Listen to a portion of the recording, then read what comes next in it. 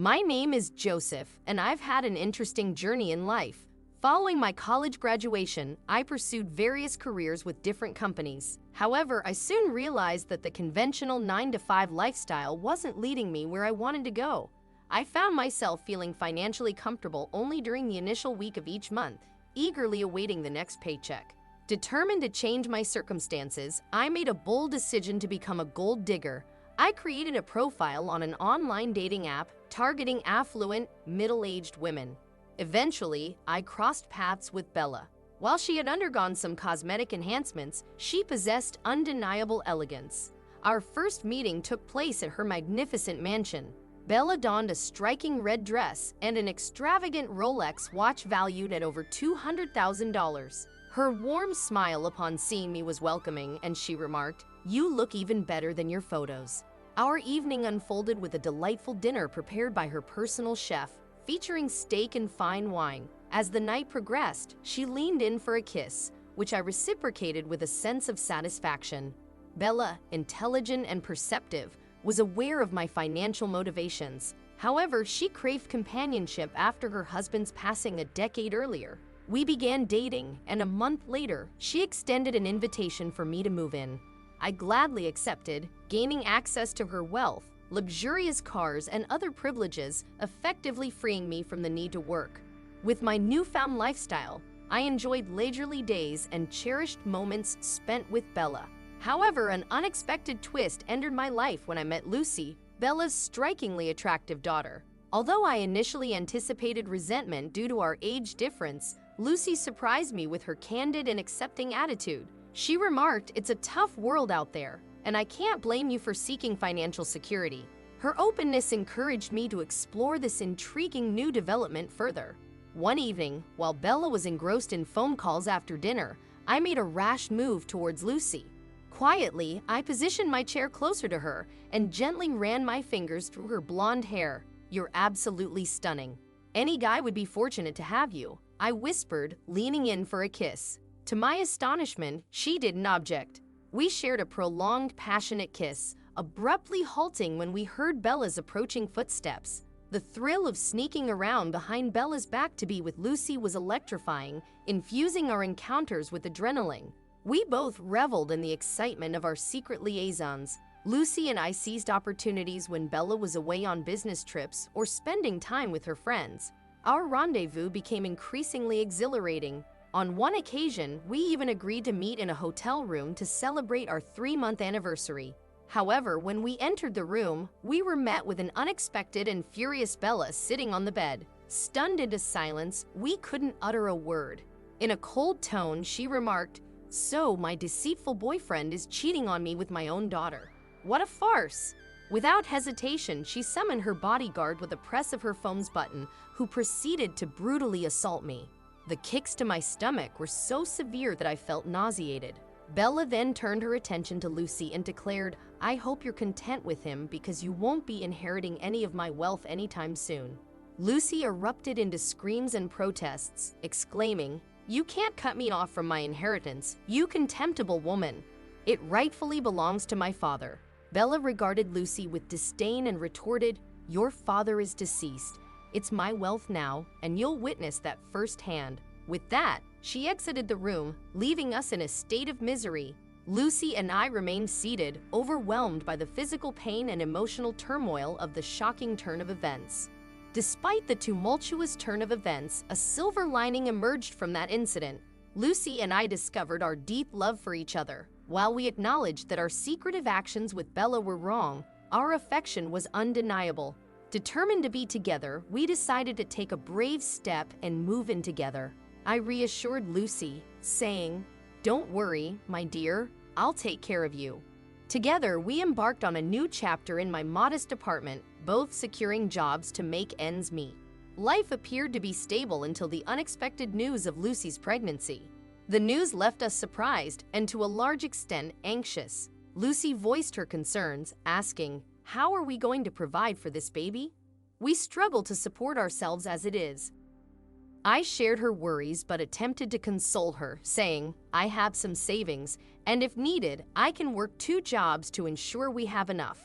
Little did we know that this would mark the beginning of a downward spiral. Lucy gave birth to a beautiful baby boy, whom we named Aaron. In the midst of motherhood, Lucy had to halt her job to care for our newborn. Then one fateful morning, my manager delivered the devastating news, "I'm sorry, but we have no choice but to let you go." Shocked and bewildered, I pressed for an explanation. He revealed that the decision had been handed down from higher up the corporate ladder. I suspected Bella's influence in this, harboring a growing resentment towards her. I pleaded with my manager, explaining my family situation and impending fatherhood, but he showed no compassion. I was terminated. Desperate to make ends meet, I sought odd jobs, but the income fell short of covering our bills and the essentials for Aaron. The financial strain became overwhelming, forcing us to vacate my old apartment. We relocated to a trailer, and eventually circumstances led us to a homeless shelter. Our first night was a distressing experience, as various individuals shared the room, and the conditions were far from sanitary. I feared for Aaron's health, given the unclean surroundings, while Lucy was equally anxious and scared. On the fourth night at the homeless shelter, Lucy reached her breaking point. She let out a piercing scream and directed her frustration at me, declaring, "I can't endure this wretched life any longer. You're the cause of all this misery." I won out. Confused, I asked, "What do you mean?" She retorted angrily, "I mean I'm going back to my mother. Leaving our home for a foolish love was a mistake. I'm taking Aaron with me." Without waiting for my response, Lucy swiftly gathered Aaron and departed. In the following week, I received our divorce papers, but my attempts to reach out to Lucy went unanswered. Apparently, Bella had only agreed to take her back after our breakup. I was left devastated, struggling with depression, and living on the streets for months. One day, as I sipped my coffee in a park, I witnessed an elderly man on the verge of falling as he struggled with his crutches. I rushed to his aid and ensured he was comfortably seated on a nearby bench. Grateful, he offered, "Thank you, young man. Would you care to join me for breakfast?" Starving and in need of companionship, I accepted his invitation, and we spent hours in a cafe, talking and sharing my entire story. Remarkably, the old man turned out to be one of the wealthiest businessmen in town. He expressed a desire to offer me a job, to which I eagerly agreed, stating I would do anything. With his influence, he secured a position for me in his company, starting with a generous salary of $10,000. I was overjoyed, having not seen such financial stability in a long time. I dedicated myself to my new job, determined to prove my worth to the kind-hearted benefactor who had given me a second chance. Within a year, I ascended to the position of CEO across all his companies. Life took a positive turn, and I began to contemplate reconnecting with Lucy, yearning to establish a relationship with my daughter, Erin. Sadly, I later learned that Lucy had left the country to start a new life in Europe. I was profoundly saddened by the situation, but there seemed to be no immediate solution. However, life had another unexpected turn in store for me.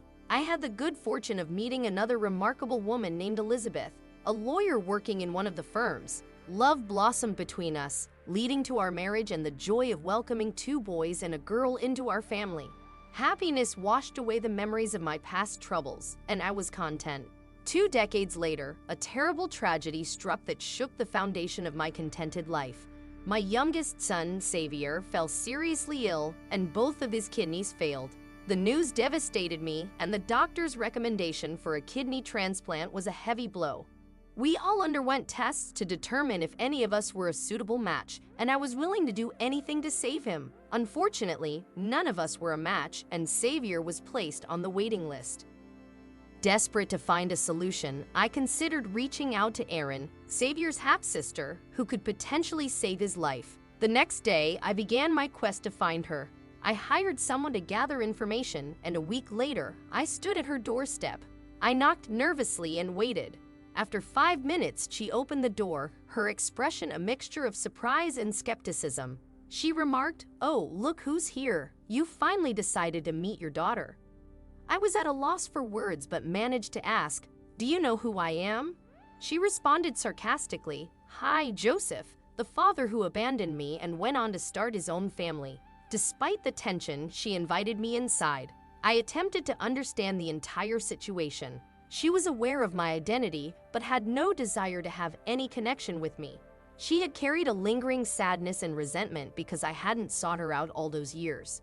When I finally mustered the courage to explain my purpose for being there, her mouth dropped open in disbelief. As expected, she promptly refused, saying, "After all these years, you return to ask me to save your son. Are you crazy?" I uttered, disbelief washing over me as I stood up to leave. Her face flushed with anger. However, as I glanced around her home, I spotted a photograph featuring her with 2 little children. Softening my tone, I added, "I think those are your children. I would like to meet my grandchildren. Please take my advice as a fellow parent." Her eyes began to well up with tears, and I left her place without saying another word. A week later, I received an unexpected call from the hospital. They informed me that they had found a suitable kidney donor for Xavier. The news filled our family with overwhelming joy, but I alone knew the identity of the donor. Xavier underwent the transplant surgery and was on the path to recovery. As we gathered in the hospital to support him during his recuperation, the doors swung open and Erin walked in, accompanied by her children. I couldn't help but smile and proudly announced, "Hey everyone, I'd like you to meet Xavier's donor." The entire family looked puzzled at first, but quickly showered her with hugs and kisses. Then, I gently revealed, "She's also your half-sister." Their expressions shifted from fun and excitement to complete shock. It took hours of explanations and recounting my story for them to fully grasp the situation. While my wife, in particular, was initially unhappy about the turn of events, with time, she became an integral part of our extended family. I couldn't be more grateful for the decision I had made to marry her mother years ago, which had ultimately led to this unexpected reunion.